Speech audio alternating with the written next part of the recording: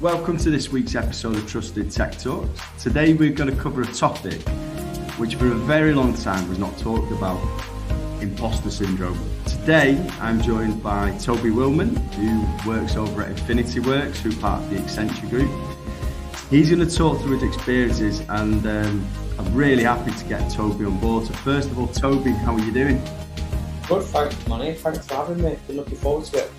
Yeah, no, it's kind of crazy how we met at a meetup. I can't remember even how many years ago. It was before your Works days, and then obviously kept in touch since then. But I think to start off, if you could talk through your background, your history, just so people know who you are and your journey that's brought you to where you are, and then we can delve into the topic. So, yeah, if you'd like to do an intro, that'd be great.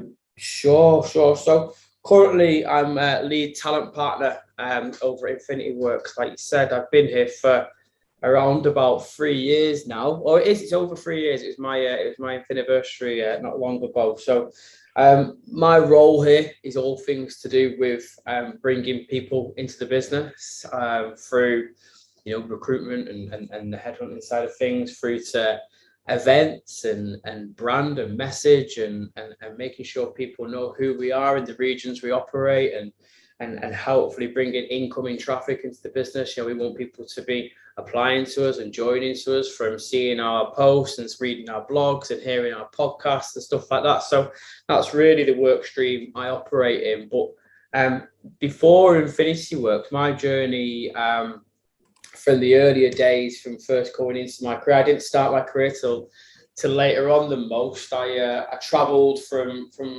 19, 20 through till I was sort of 25. I didn't travel just like backpacking, as most people think backpacking when you say travel. I did working seasons, so worked in different places like Mallorca and Austria and Marbella and places like that, doing working seasons, different variety of jobs, from just partying through to descaling fish and peeling potatoes, through to fitting flat pack furniture across Portugal, Spain and Morocco. I've done all sorts of stuff in those earlier days, and I sort of hit a moment where I was sort of 5 years into my seasonal journey, going back and forward, different seasons, different countries, and in between I was doing jobs in the UK, or I was going traveling further afield to places like Southeast Asia and India and whatnot. So I sort of hit a moment where I was like, you know what, I'm done now. I'm all my mates back at home were starting to progress in their careers, and they'd done, some of them had done uni, some of them had got into trades and whatnot. And when you start to see people starting to make a bit of a success story themselves, and you've not really got much to bring to the table other than a heap ton of crazy stories, I thought I'd best get going. So I came back to the UK and I struggled to get some work, but I got some work in the end in a call centre doing B2B gas and electric sales. Enjoyed it. It was great. It was a hard graft. It was 300 phone calls a day. It was really fast paced.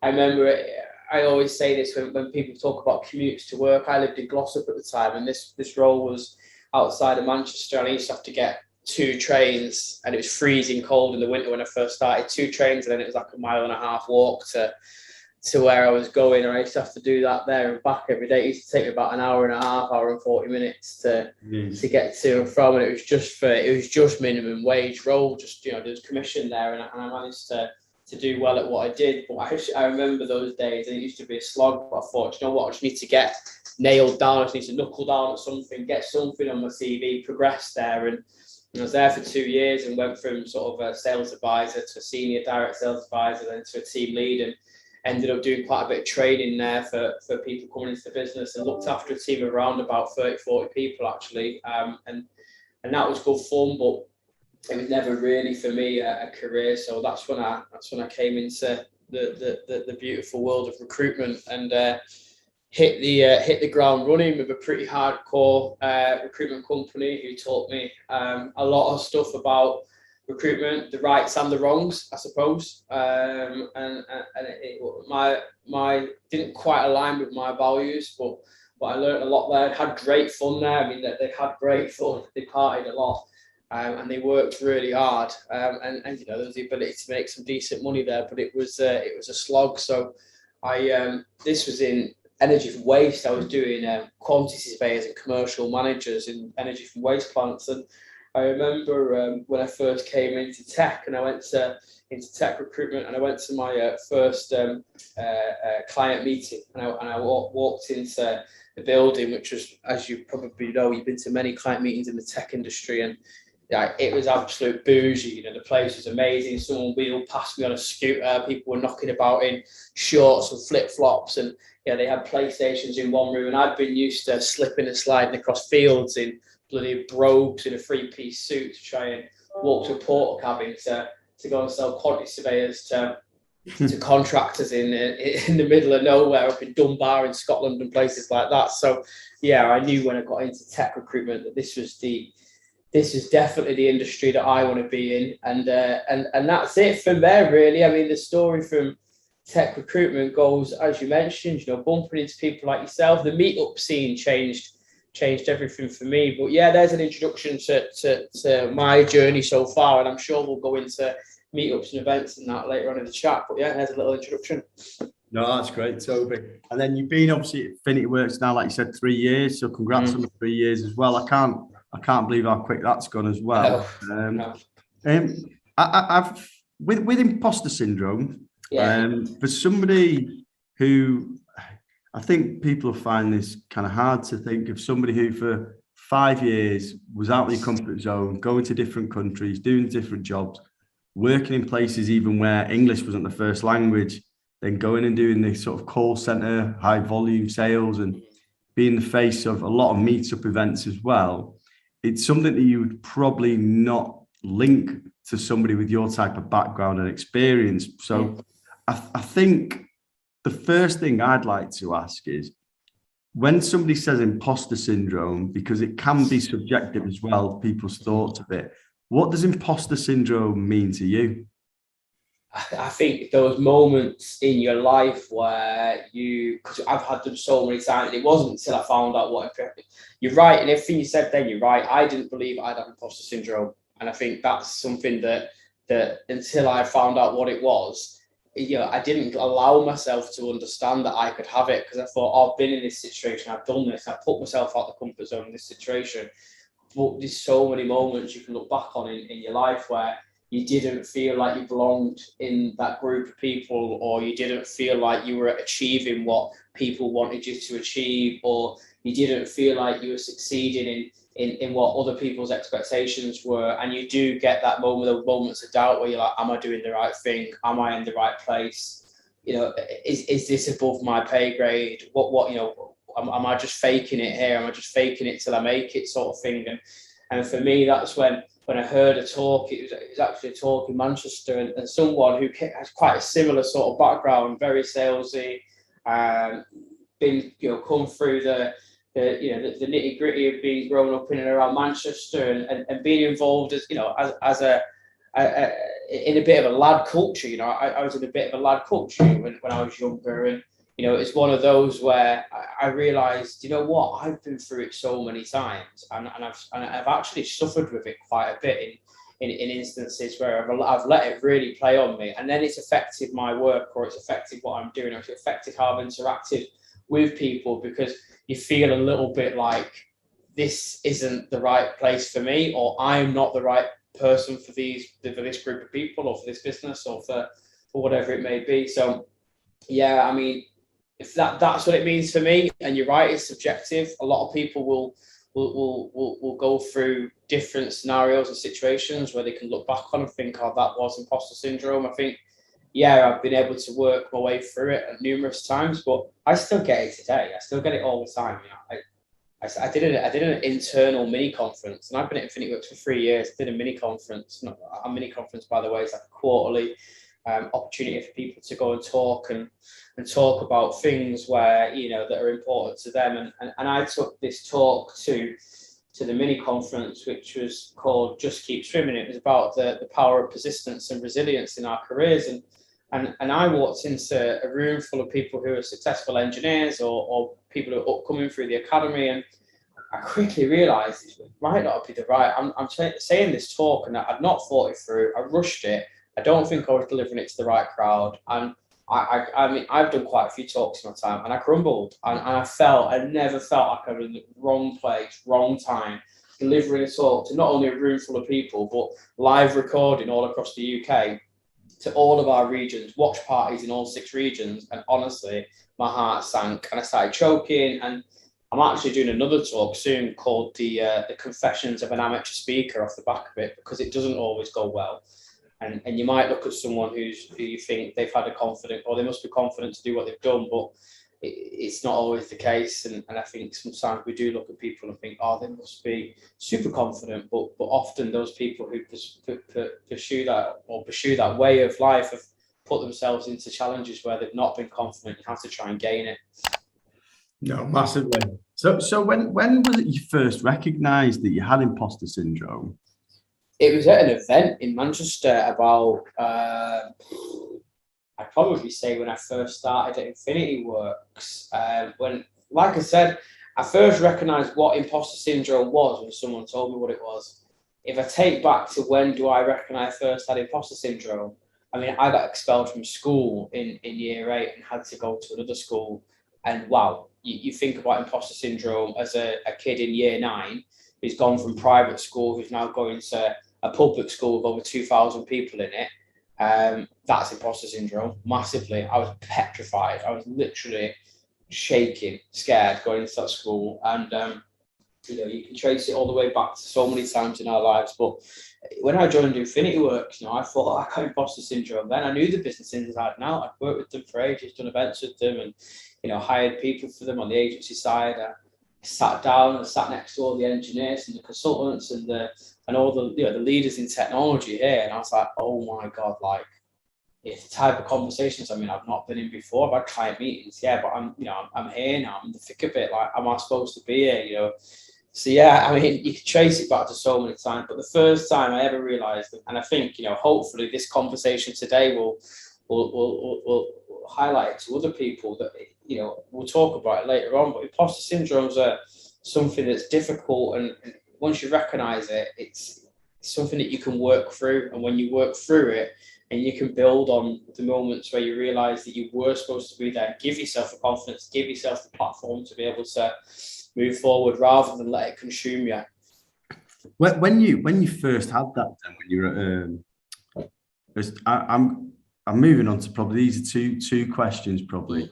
When you first had it, first time, let's say you crumbled or you noticed it when you were talking at an event, let's say in front of people, or what was your coping mechanism then? And then I think sort of fast forward into now, what is it you do now to cope? Because there's obviously so many more tools or access to people or talks that you can listen to now. But I'm guessing the first time or first few times, you probably didn't really know what it was. So maybe panic stations came in, but it'd be interesting to know how you coped the first time and then how you progressed to make sure that you're trying to keep hold of it now.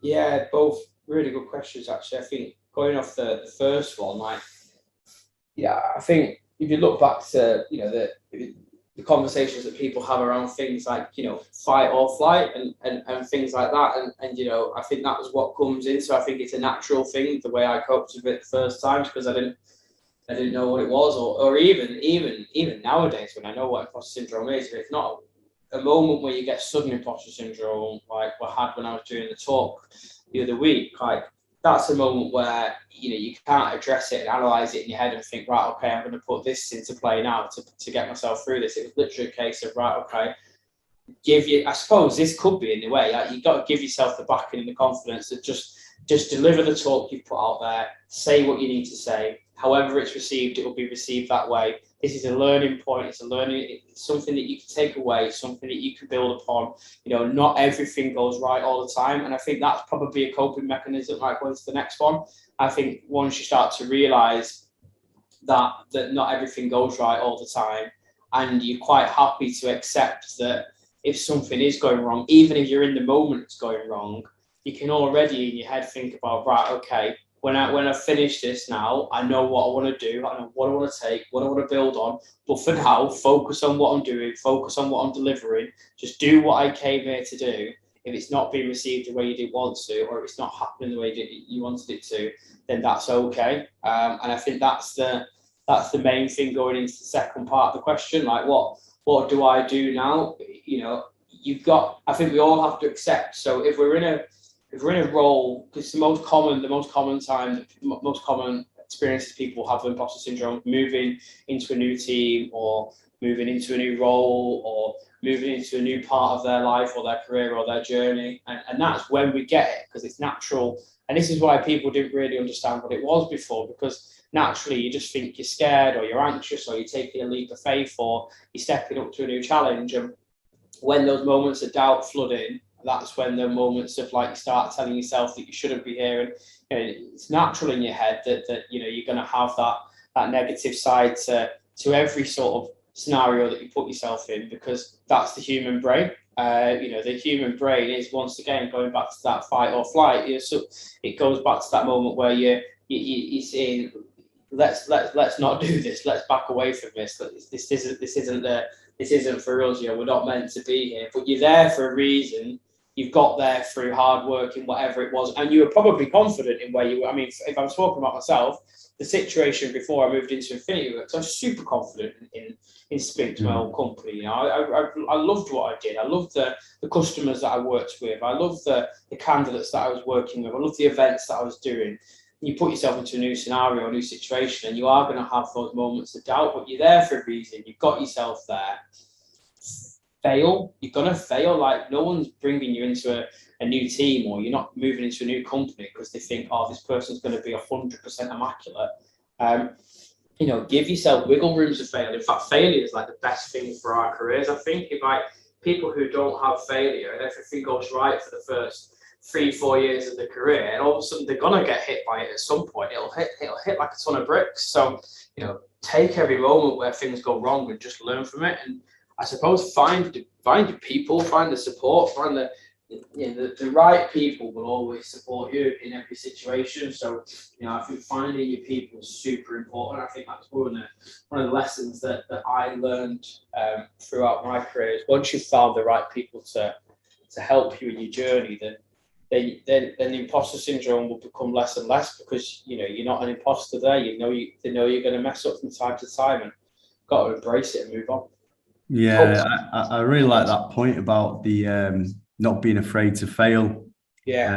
I don't know if it's the society that's sort of been built around about perfection. You know, you see pictures with filters, or you know, people training and putting thousands of hours into work, and they say, you know, the only way you can really grow is by failing.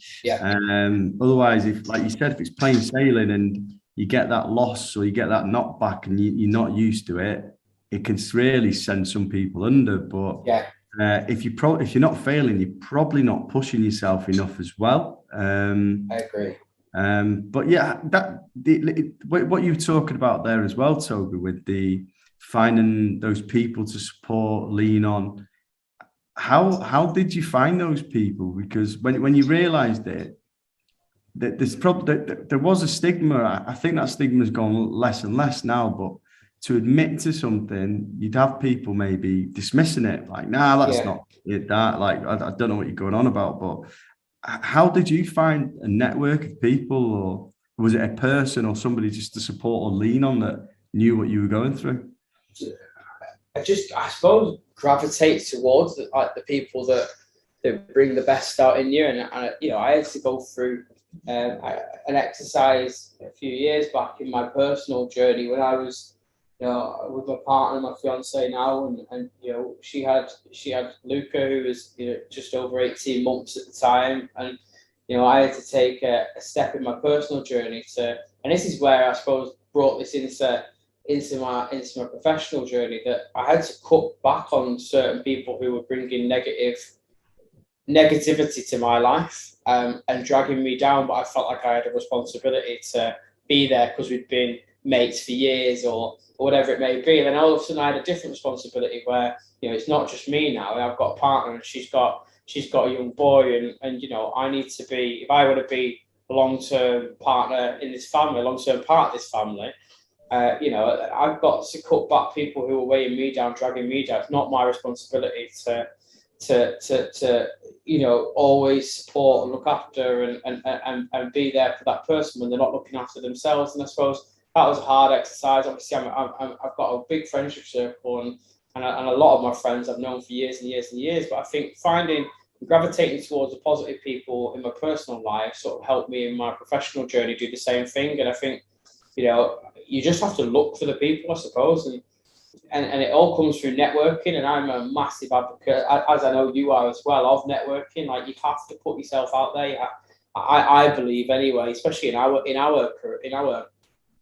roles, in our careers, in the world of sort of talent and recruitment. Like, you have to put yourself out there. You never know who you're going to meet, and when you do meet someone that you bounce off, and you do meet someone that brings the best out of you, you bring them into your circle. Like, I'm not saying bring them into your close circle of like real close best friends, but as a professional in this industry, I've got a pretty big circle, and I'm happy to work with anyone, and if they're gonna bring the best out of me and I can bring the best out of them, and let's work together. And I think that's why I took the difficult decision to move from Spinks to join Infinity Works, because Spinks were bringing the best out of me. Like, they were literally levitating me and giving me everything I needed to be a recruitment agent in Manchester who was starting to make waves. I'm not saying that I was the best in Manchester. I was far from it. I was working to try and get towards there, and I think I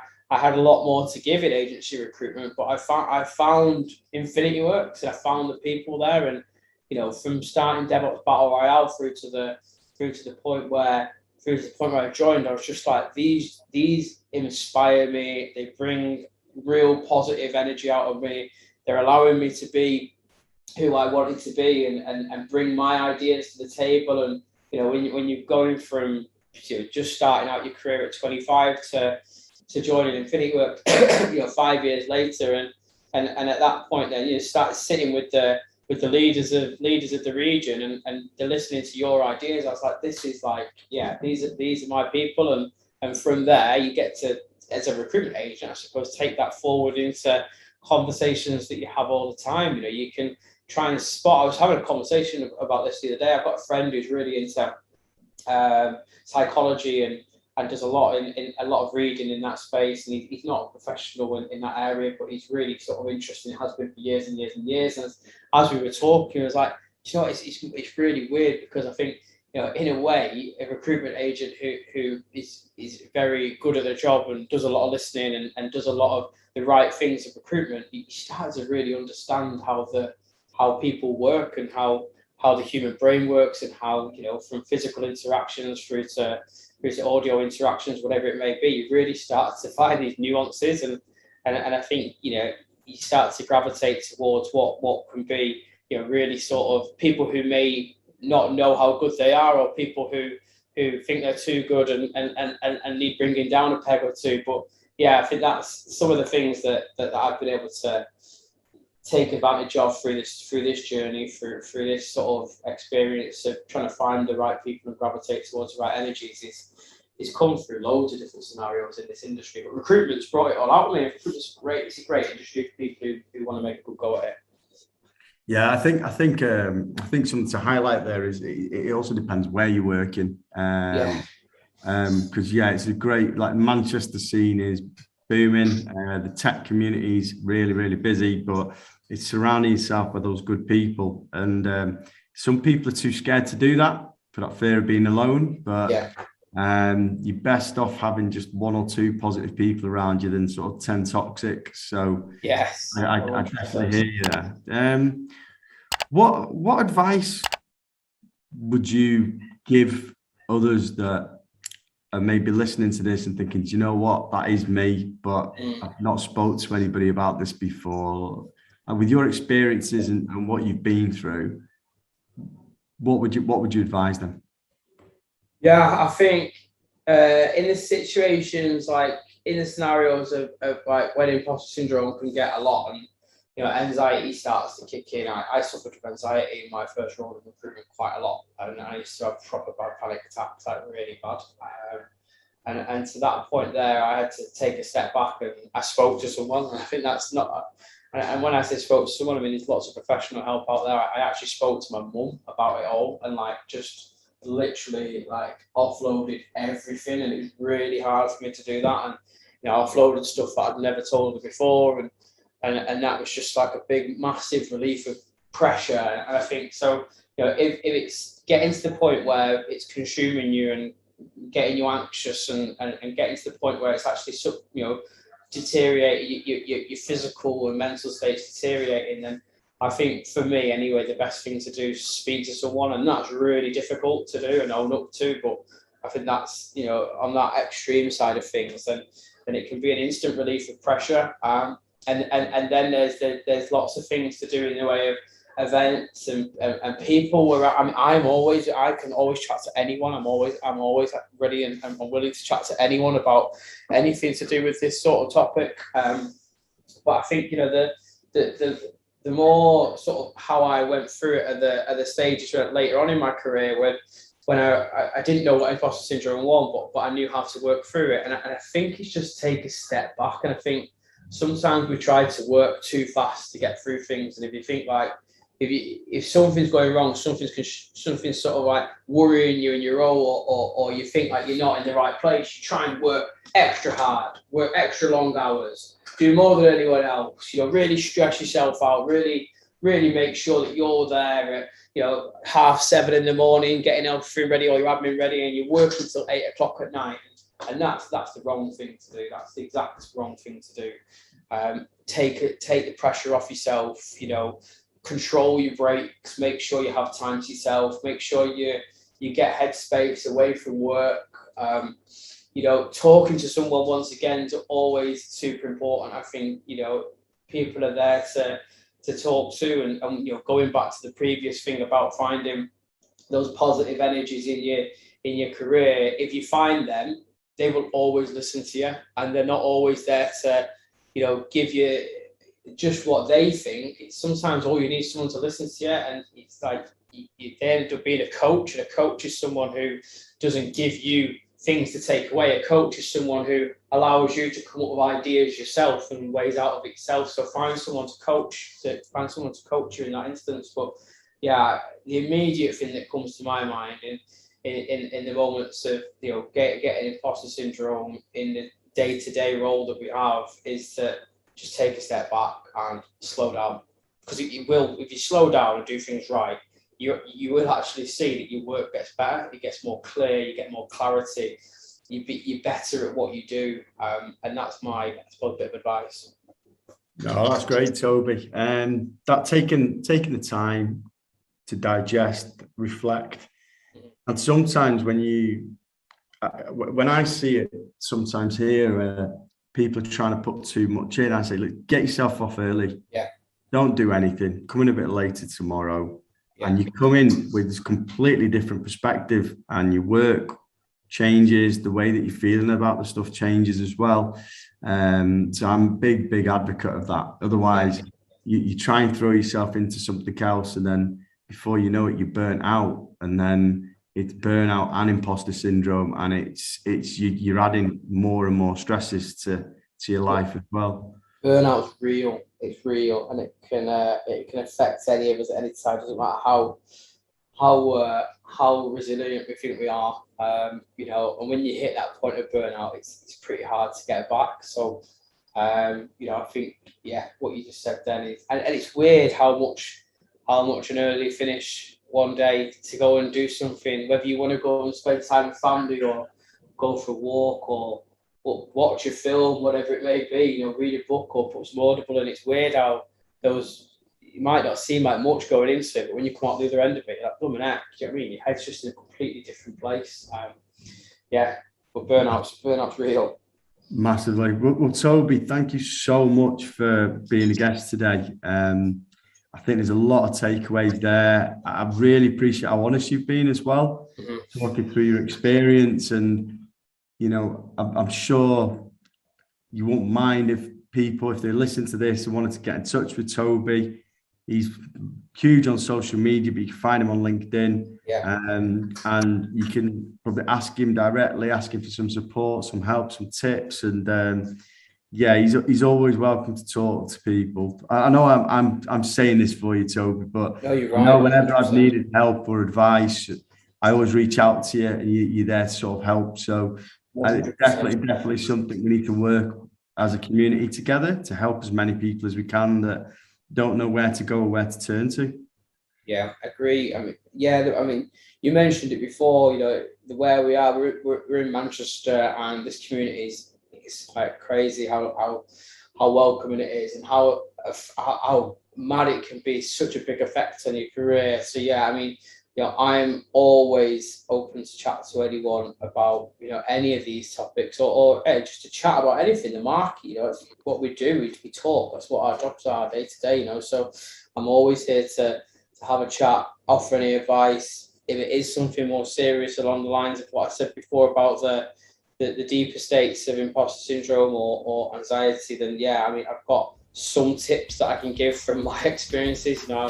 I've not got nowhere near all the answers, but I've got a couple of experiences from my own journey. So yeah, always open to chat.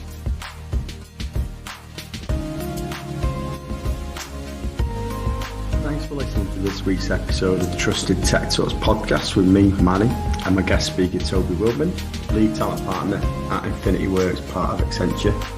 If you found this discussion useful or would like to know more, please make sure you subscribe to the YouTube channel and follow Trusted Tech Talks on LinkedIn and Spotify so you never miss a future episode. If you'd like to talk about your own experiences or would like further advice on managing imposter syndrome, you can reach out to me or Toby directly via LinkedIn or email.